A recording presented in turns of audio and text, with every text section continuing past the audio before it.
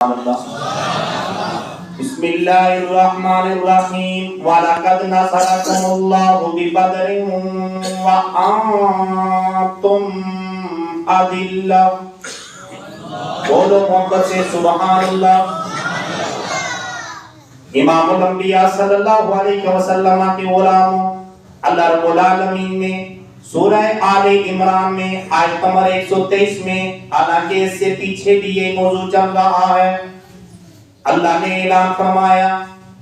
قیامت تک آنے والوں کے لیے، قیامت تک آنے والوں کے لیے، کیونکہ یہ قرآن صرف مکی دور میں رہنمائی نہیں کرتا، یہ قرآن صرف مدنی دور میں رہنمائی نہیں کرتا، یہ قرآن صرف عرب والوں کی رہنمائی نہیں کرتا،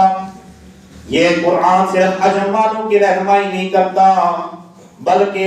قیامت تک آنے والا کلمہ گو جو مسلمان ہوگا، جو میرے محبوب کا غلام ہوگا،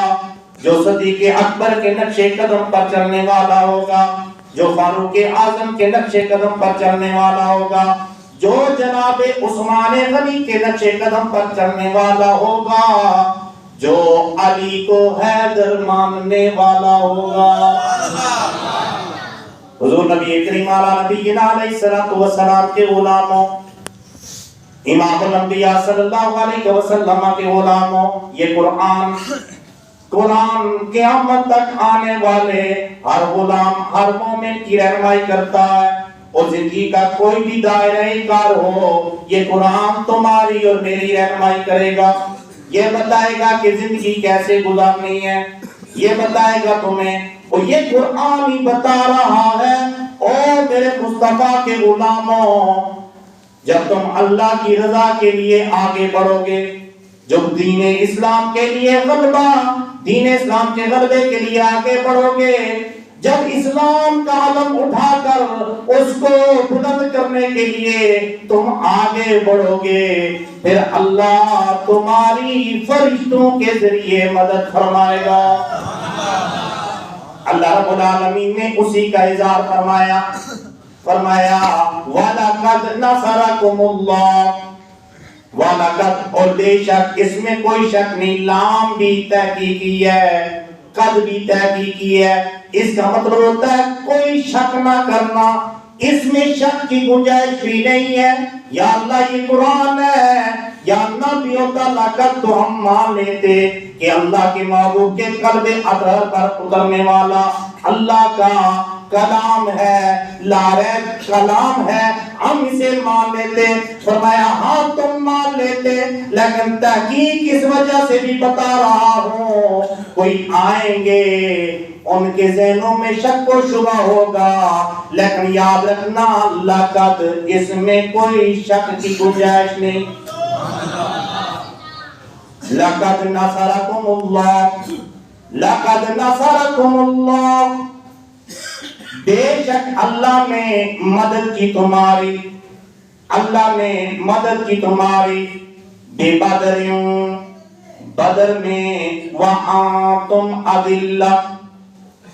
وَأَنْتُمْ أَذِلَّةٌ، اعلیٰ حضرت نے کنز الایمان میں اس کا ترجمہ لکھا، اس وقت اللہ نے تمہاری مدد کی جب تم بے سر و سامانی کی حالت میں تھے، ایک طرف 1000 تھا اور دوسری طرف 313 تھے، ایک طرف تمام اسلحہ ان کے پاس موجود تھا لڑنے کے لیے، اور دوسری طرف تمہارے پاس تلواریں بھی چم تھی، زرہیں بھی چم تھی، اور گھوڑے بھی چم تھے، اور اونٹ بھی چم تھے، تمہارے پاس کھانے کے لیے بھی کچھ نہیں تھا، صرف کھجوریں تھی، ان کے پاس تو کھانے کے لیے بھی طرح طرح کے سامان تھے، طرح طرح کے میوہ جات تھے، ان کے پاس سب کچھ تھا، تمہارے پاس کچھ بھی نہیں تھا، بظاہری طور پر تمہارے پاس کچھ بھی نہیں تھا، لیکن یاد رکھنا اللہ نے تمہاری مدد کی، تم اللہ کے لیے دین اسلام کے علم کو بلند کرنے کے لیے نکلے ہو، اللہ نے تمہاری مدد کی ہے، ہزاروں کے مقابلے میں 313 کو اللہ نے فتح عطا فرما دی۔ ان کے پاس ظاہری طور پر ساز و سامان تھا، اسلحہ تھا، سب کچھ تھا، لیکن ادھر صدیق اکبر تھے پاک، دنیا کا مال تو نہیں تھا، دنیا کا متاع تو نہیں تھا، دنیا کا اسلحہ تو نہیں تھا، ادھر فاروق اعظم تھے جن کے پاس دنیا کے معاملات تو نہیں تھے، ہاں ان کے پاس ایک چیز تھی، وہ کیا تھی؟ کہ اللہ اور اس کے رسول کی محبت نے انہیں غالب کر دیا۔ امام الانبیاء صلی اللہ علیہ وسلم کے غلاموں، وَلَقَدْ نَصَرَكُمُ اللَّهُ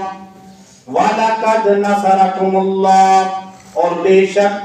اللہ نے تمہاری مدد کی بِبَدْرٍ وَأَنْتُمْ أَذِلَّةٌ، بدر میں جب تم بے سر و سامانی کی حالت میں تھے، پھر فرمایا فَاتَّقُوا اللَّهَ۔ میرے پاس وقت نہیں ہے میں اس کی مزید تفصیل کروں، میں ترجمہ مکمل کرنا چاہتا ہوں۔ فَاتَّقُوا اللَّهَ، اللہ سے ڈرو، سو اللہ سے ڈرو،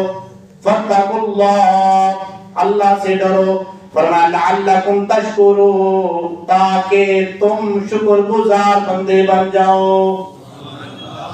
تاکہ اللہ تمہیں شاکرین بندوں میں شامل فرما لے، تاکہ تم اس کے شکر گزار بندے بن جاؤ۔ فرمایا اِذْ تَقُولُ لِلْمُؤْمِنِينَ أَلَنْ يَكْفِيَكُمْ أَنْ يُمِدَّكُمْ رَبُّكُمْ بِثَلَاثَةِ آلَافٍ، فرمایا تم مسلمانوں سے جب اے میرے محبوب یاد کرو نا، تم جب ایمان والوں سے فرماتے تھے أَلَنْ يَكْفِيَكُمْ، کیا فرمایا کیا تمہیں یہ کافی نہیں کہ تمہارا رب تمہاری مدد کرے، تمہارا رب تمہاری مدد کرے، کیا تمہارے لیے کافی نہیں کہ تمہارا رب تمہاری مدد کرے؟ او میرے مصطفیٰ کے غلاموں ذرا غور تو کرو نا، آج دیکھ لو نا فلسطین میں کیا ہو رہا ہے، آج کتنے مسلمانوں کو ذبح کیا جا رہا ہے، آج وجہ کیا ہے؟ سامان ہونے کے باوجود، شاہین ہونے کے باوجود، غوری ہونے کے باوجود، عطر ہونے کے باوجود، آج ہمارے پاس میزائل ٹینک ہونے کے باوجود ہم کیوں ذلیل اور رسوا ہو رہے ہیں؟ وجہ یہ ہے کہ ہم نے اللہ اور اس کے رسول سے منہ پھیر لیا ہے، یہ وجہ بنی ہے۔ ادھر 313 ہیں ہزاروں کے مقابلے میں اللہ نے فتح عطا فرمائی، اور ادھر کروڑوں اربوں مسلمان ہیں اور چند کے مقابلے میں ذلیل و رسوا ہیں۔ موازنہ کیجئے اپنا اس وقت کے دور کا اور اس وقت کے دور کا، پھر اپنا معاملات کو دیکھیے۔ میں آگے چلتا ہوں، فرمایا أَلَنْ يَكْفِيَكُمْ، کیا تمہاری اللہ مدد کرے، رب تمہاری مدد کرے، کیسے؟ فرمایا أَن يُمِدَّكُمْ رَبُّكُمْ بِثَلَاثَةِ آلَافٍ، فرمایا تمہاری مدد کرے تمہارا رب کس کے ذریعے؟ 3000 فرشتوں کے ذریعے اللہ تمہاری مدد کرے۔ یہ تمہارے لیے کافی نہیں ہے؟ کون سے فرشتے؟ منزلین، اللہ آسمانوں کے فرشتے اتار کر تمہاری مدد کرے، کیا یہ تمہارے لیے کافی نہیں ہے؟ فرمایا یہ کریمہ کا امام الانبیاء صلی اللہ علیہ وسلم نے فرمایا بلا ان تصبروا وتتقوا وياتوكم من فورهم، اگر تم صبر کرو اور تقوی اختیار کرو اور کافر اسی دم پر تم پر آ پڑے، فرمایا ھذا یمددکم ربکم، پھر تمہارا رب تمہاری مزید مدد کرے گا، بخمسۃ آلاف، پھر 3000 کو بڑھا کر 5000 من الملائکہ، فرشتوں سے تمہاری مدد کرے گا، مصومین، فرمایا وہ نشان زدہ فرشتے ہوں گے جو آئیں گے اور تمہاری مدد کریں گے۔ یا اللہ ایک فرشتہ بھی کافی تھا، ایک فرشتہ بھی بدر کے معاملات کو بدل سکتا تھا، یہ 3000 اور 5000 کا اعلان کرنا کہ یہ میرے محبوب کے جو غلام ہیں یہ اللہ اور اس کے رسول کے لیے نکلے ہیں، ان کی حوصلہ افزائی کے لیے، ان کی حوصلہ افزائی کے لیے یہ اعلان ہو رہا ہے، تم اکیلے نہیں ہو، کہیں حوصلہ پست نہ ہو جائے، میں 3000 فرشتے بھیج کر پھر تعداد کو بڑھا کر 5000 فرشتے بڑھا کر بھیج کر میں تمہاری مدد کروں گا، یا اللہ یہ مدد کیوں کی جا رہی ہے؟ جواب آیا جو اللہ اور اس کے رسول کے ہو جاتے ہیں کائنات کی ہر شے اس کی ہو جاتی ہے۔ امام الانبیاء صلی اللہ علیہ وآلہ وسلم کے غلاموں، میں نے دوسری آیت مبارکہ جو پڑھی ہے میں اس کو صرف ترجمہ کر دوں۔ حضور نبی کریم علیہ السلام کے غلاموں سورہ طٰہٰ کی اور اسی متعلق تھی، فرمایا امام الانبیاء صلی اللہ علیہ وسلم نے کہ وَمَنْ أَعْرَضَ عَنْ ذِكْرِي،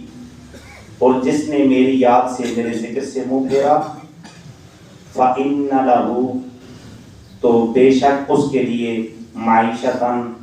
دنکا، اس کی معیشت کو ہم تنگ کر دیں گے، اس کی معیشت کو تنگ کر دیں گے۔ اس بات کو یہودیوں نے بڑا سمجھا ہے، قرآن کی اس بات کو یہودیوں نے بڑا سمجھا ہے۔ انہوں نے طرح طرح کی پروپیگنڈے کر کے ہماری معیشت کو کمزور کر دیا، اتنا کمزور کر دیا، اتنا کمزور کر دیا۔ اب منتے بنے ہوئے ان کو دیکھ رہے ہیں، وہ کچھ دیں گے تو ہمارا پیٹ بھرے گا، نہیں دیں گے تو پھر کیا ہوگا؟